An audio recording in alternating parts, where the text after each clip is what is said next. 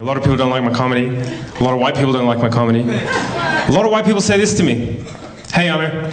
Hey. You get on stage, you make your jokes about white people. You say white people this, white people that.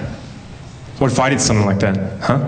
What if I got on stage and I said, yeah, black people are like this, Muslims are like that.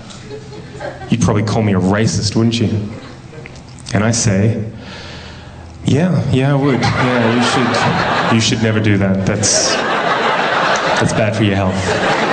They're like, well, you do that, Aamer. You do that. You get on stage, you make your jokes about white people. Don't you think that's a kind of racism? Don't you think that's dun dun dun reverse racism? I said, no, I don't think that's reverse racism.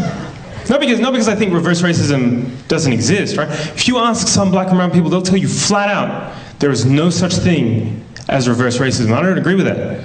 I think there is such a thing as reverse racism.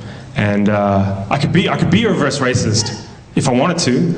All I would need would be a time machine, right? And what I'd do is I'd get in my time machine, I'd go back in time to before Europe colonized the world, right? And I'd convince the leaders of Africa, Asia, the Middle East, Central and South America to invade and colonize Europe, right? Just occupy them, steal their land and resources, set up some kind of, like, I don't know, trans-Asian slave trade where we exported white people to work on giant rice plantations in China.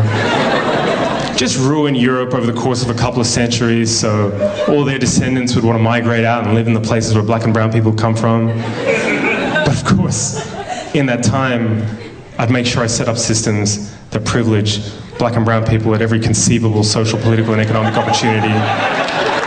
The white people would never have any hope of real self-determination. Just every couple of decades, make up some fake war as an excuse to go and bomb them back to the Stone Age and say it's for their own good because their culture's inferior, and then, just for kicks, subject white people to colored people's standards of beauty, so they end up hating the color of their own skin, eyes, and hair. If, after hundreds and hundreds and hundreds of years of that, I got on stage at a comedy show and said, hey, what's the deal with white people? Why can't they dance? That would be reverse racism.